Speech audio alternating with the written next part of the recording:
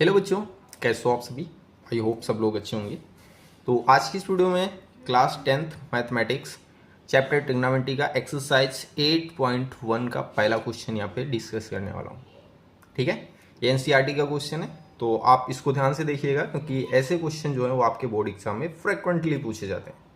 तो यहाँ पे जितने भी कंसेप्ट होंगे सारी चीज़ें बेसिक से आपको समझाने वाला हूँ, आपको सारी चीज़ें समझ में आ जाएंगी। बस वीडियो के लास्ट तक बने रहना, वीडियो को लाइक करना, शेयर करना और चैनल पर नहीं तो सब्सक्राइब करके बेल आइकन को भी प्रेस करना। ठीक है, क्वेश्चन आपका है कि त्रिभुज एबीसी में जिसका कोण बी समकोण है, इसमें ए बी का लेंथ दिया गया 24 सेंटीमीटर, बी सी का लेंथ दिया गया 7 सेंटीमीटर। तो आपको मान ज्ञात करना है, साइन ए का वैल्यू, कॉस ए का वैल्यू, साइन सी का वैल्यू, कॉस सी का वैल्यू। अब इस क्वेश्चन को जब आप सॉल्व करोगे तो इसमें आपको बेसिक यानी ट्रिग्नोमेट्रिक रेशियो के बारे में पता होना चाहिए। मतलब साइन ए जो होता है वो कौन कौन सी साइड का रेशियो होता है, कॉस ए जो होता है वो कौन कौन सी साइड का रेशियो बनेगा, ये आपको पता होना चाहिए। और यहाँ पे ट्रायंगल की दो साइड दी गई, ए बी और बी सी। तो तीसरी साइड निकालने के लिए हम यूज करेंगे पाइथागोरस थ्योरम, आपको वो भी पता होना चाहिए। ठीक है, तो चलिए पहले मैं आपको बता देता हूँ ट्रिग्नोमेट्रिक रेशियो के बारे में।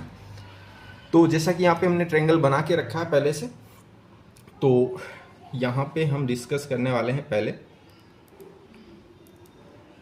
ट्रिग्नोमेट्रिक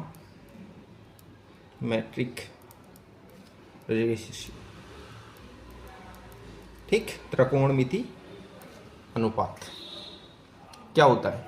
अनुपात का तो मतलब आपको पता होगा, किसी दो क्वांटिटी का कंपैरिजन जब करते हैं तो वो होता है रेशियो।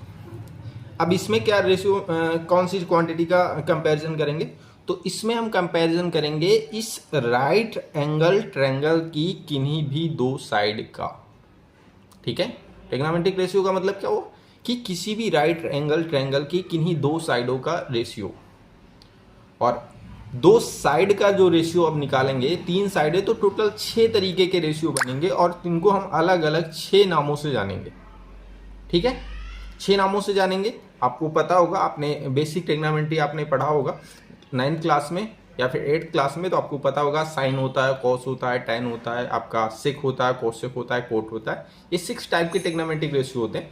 और यहाँ पे मैं आपको बताना वाला हूँ कि वहाँ पे वो जो 6 टाइप के रेशियो होंगे वो कौन कौन सी साइड के होंगे। तो सबसे पहले हम यहाँ पे नाम दे देते हैं इनके वर्टेक्स का, क्योंकि क्वेश्चन में कहा गया है कि बी जो है वो 90 डिग्री का है, तो 90 डिग्री वाले वर्टेक्स को हमने बी नाम दिया। बाकी रिमेनिंग दो वर्टेक्स बचेंगे, इनके नाम में कोई बाउंडेशन नहीं है। आप इसको सी दे सकते हो, आप इसको सी दे सकते हो, मतलब ये दोनों आपस में इंटरचेंज हो जाएंगे। ठीक है, अब देखो, अब यहाँ पे ये इसमें आपको 3 साइडें दिखेंगी।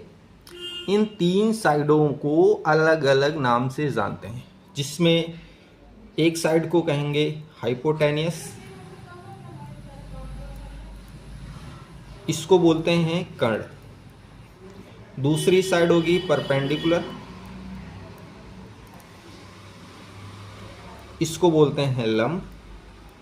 और तीसरी साइड होगी बेस, इसको बोलते हैं आधार।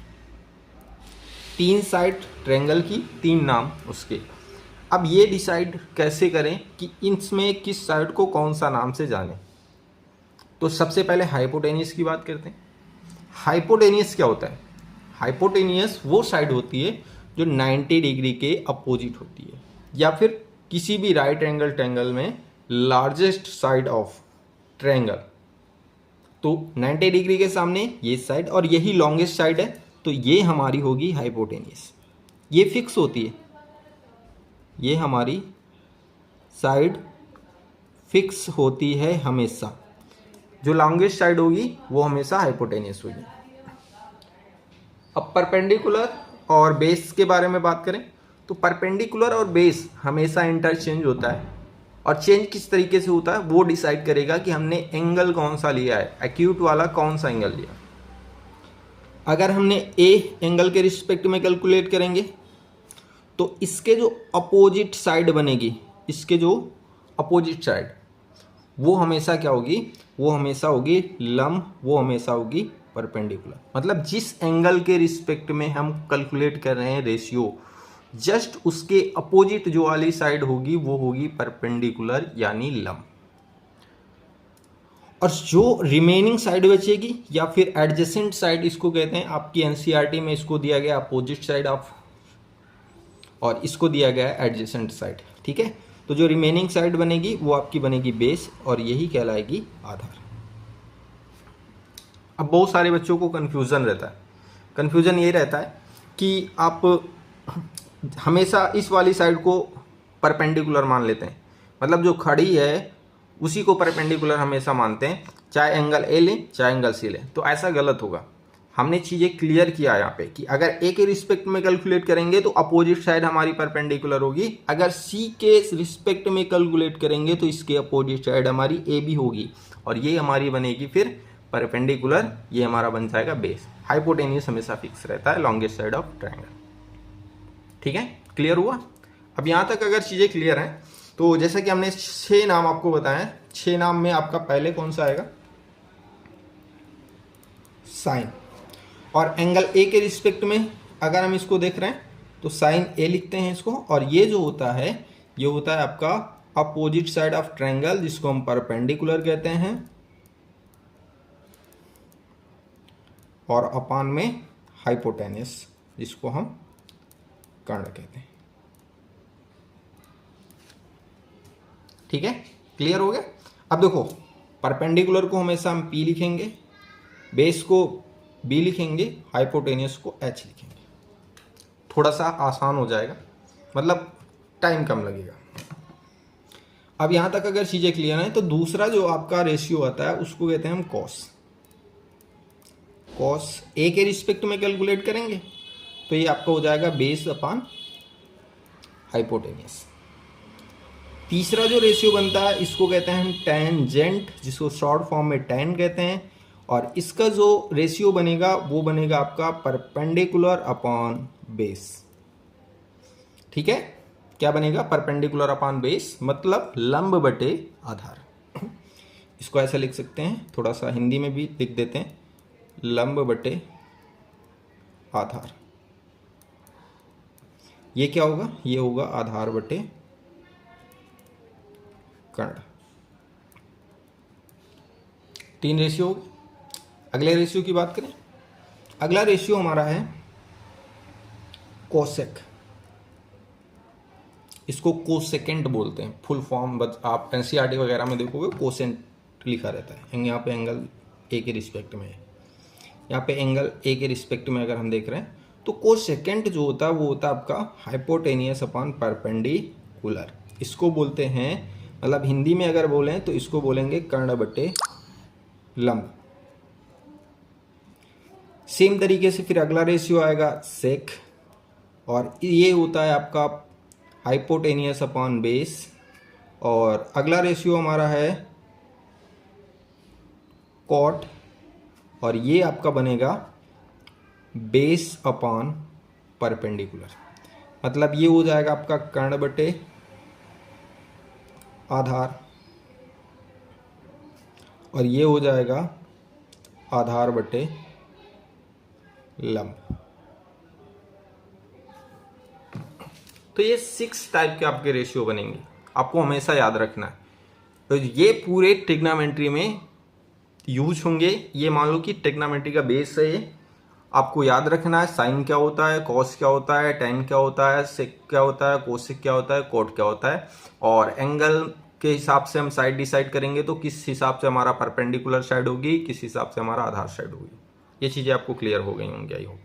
ठीक है, परपेंडिकुलर मतलब अपोजिट साइड किसकी, जिस एंगल के रिस्पेक्ट में हम रेशियो कैलकुलेट कर रहे हैं, और जो बेस होगा वो होगा एडजेसेंट साइड ऑफ एंगल। ठीक, यहाँ तक चीज़ें क्लियर होंगी आई होप। चलो भाई अब क्वेश्चन की तरफ चलता हूँ। यहाँ पे एक चीज़ और मैं आपको बता देता हूँ पाइथागोरस थ्योरम के बारे में, क्योंकि यहाँ पे पाइथागोरस थ्योरम भी अप्लाई होगी, क्योंकि ये पाइथागोरस थ्योरम भी यहाँ पे अप्लाई होगी।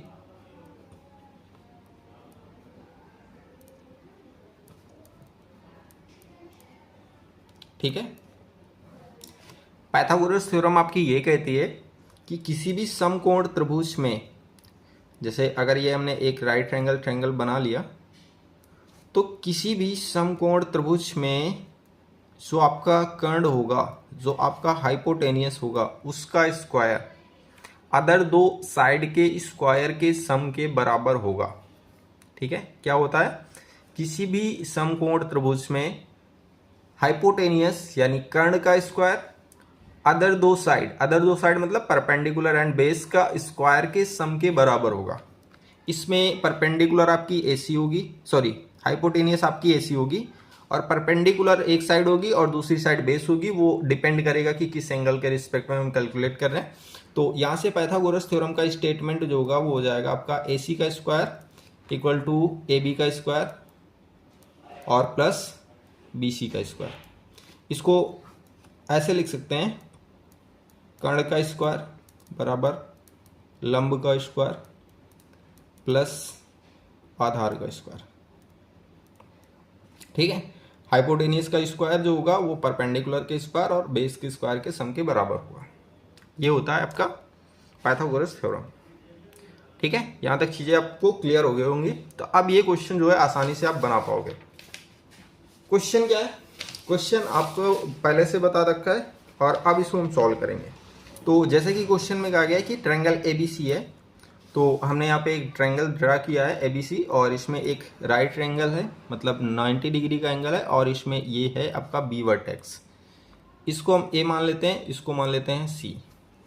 ठीक है, अब यहाँ पे देखो क्वेश्चन में ए बी का वैल्यू दिया गया है और बी सी का वैल्यू दिया गया।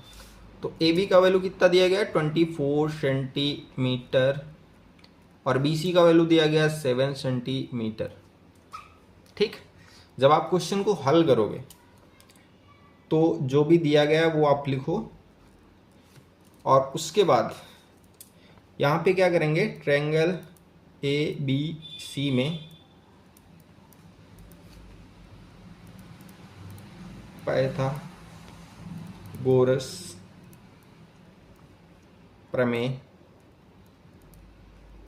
लागू करने पर देखो, क्योंकि आपके एग्जाम में स्टेप मार्किंग है तो मैं सारी चीज़ें यहाँ पे स्टेप बाय स्टेप करने वाला हूँ।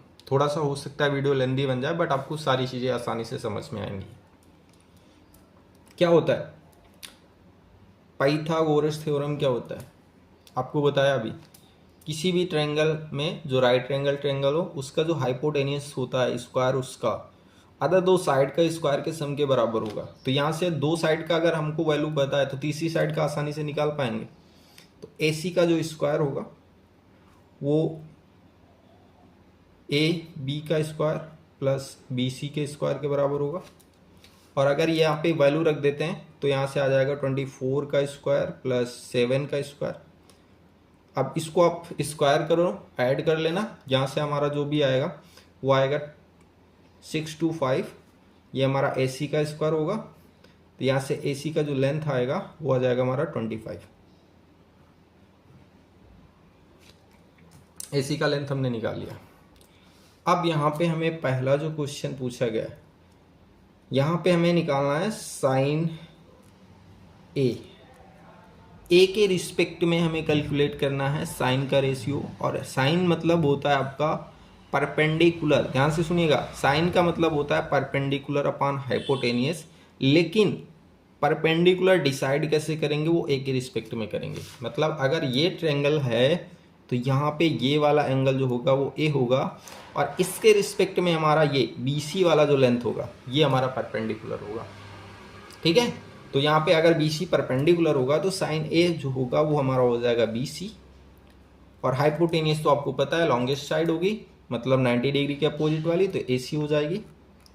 और यहाँ पे हम वैल्यू रख देंगे इसका, तो यहाँ पे BC का वैल्यू है 7 सेंटीमीटर और ये आपका AC का वैल्यू है 25 सेंटीमीटर और ये आपका बन जाएगा आंसर। यहाँ पे आई होप आपको दिखा नहीं, ये हो जाएगा आपका आंसर। इसी में दूसरा क्वेश्चन है कॉस ए का वैल्यू निकालना। कॉस ए क्या होता है आपको बताया पहले। कॉस ए होता है आपका आधार अपान हाइपोटेनियस मतलब कर्ण। हाइपोटेनियस आपको बताया कैसे निकालते हैं, आसानी से आ जाएगा। बट बेस क्या होता है, बेस होता है जो एंगल हम ले रहे हैं उसके एडजेसेंट वाली साइड मतलब AB। ठीक है, तो यहाँ से कॉस ए जो होगा वो आपका हो जाएगा AB अपान AC। और ए बी अपॉन ए सी हो जाएगा, तो ए बी का वैल्यू हमारा कितना है 24 सेंटीमीटर, ए सी का वैल्यू कितना हो जाएगा हमारा 25 सेंटीमीटर। ये इसका हो जाएगा आंसर। तीसरा नहीं, इसी में सेकेंड क्वेश्चन है, उसका फर्स्ट पार्ट है, इसमें हमको निकालना साइन सी। अब यहीं पे खेल होगा, यहाँ पे आपको समझना है। साइन ए हमने कैलकुलेट किया, इसका मतलब होता है एंगल ए के रिस्पेक्ट में साइन वाला रेशियो, एंगल ए के रिस्पेक्ट में परपेंडिकुलर अपॉन हाइपोटेनियस वाला रेशियो। तो इसी तरीके से जब यहाँ पे करेंगे तो सी के रिस्पेक्ट में परपेंडिकुलर अपॉन हाइपोटेनियस का रेशियो कैलकुलेट करना है। जब सी एंगल लेंगे, यहाँ पे इस ट्रायंगल में सी एंगल ये वाला हुआ, और इसके हिसाब से फिर परपेंडिकुलर तो आपका चेंज हो जाएगा, ए बी हो जाएगा, हाइपोटेनियस आपका सेम रहेगा। ए के हिसाब से कर रहे थे, परपेंडिकुलर हमारा बी सी बन रहा था, सी के हिसाब से कर रहे ए बी हमारा परपेंडिकुलर बनेगा। तो यहाँ पे हमेशा याद रखना कि एंगल के रिस्पेक्ट में हमेशा परपेंडिकुलर एंड बेस डिसाइड होगा। तो यहाँ से हमारा इसका वैल्यू आ जाएगा A B upon A C. A B का वैल्यू हमें पता है कितना है 24, ए सी का वैल्यू हमें पता है, हमने कैलकुलेट किया है 25, और ये हमारा हो जाएगा इसका आंसर। अब इसी में सेकेंड क्वेश्चन है कॉस सी। अब इसका जो आंसर है वो आपको बताना है, ये आपका होमवर्क होगा, आपको बताना है कि इसका आंसर क्या आएगा। ठीक है, तो सारी चीज़ें यहाँ पे हमने डिटेल्स में डिस्कस किया है, और आपको टेग्नामेंटिक रेशियो के बारे में बताया है, राइट एंगल ट्रायंगल में साइड कैसे डिसाइड होती हैं उसके बारे में बताया, और आई होप आपको सारी चीज़ें क्लियर हुई होंगी, अच्छे से समझ में आई होंगी। और अगर आई हैं तो आपका टास्क ये है कि आप वीडियो को लाइक करना, शेयर करना, जितने भी आपके साथ स्टडी ग्रुप हैं, आपके फ्रेंड हैं, सबके साथ शेयर करना, और आपका मेन काम यह है कि आप चैनल को सब्सक्राइब ज़रूर कर लें ताकि आपको नेक्स्ट वीडियो की नोटिफिकेशन मिल जाए। ठीक है, थैंक यू, मिलते हैं नेक्स्ट वीडियो में नए क्वेश्चन के साथ। ओके।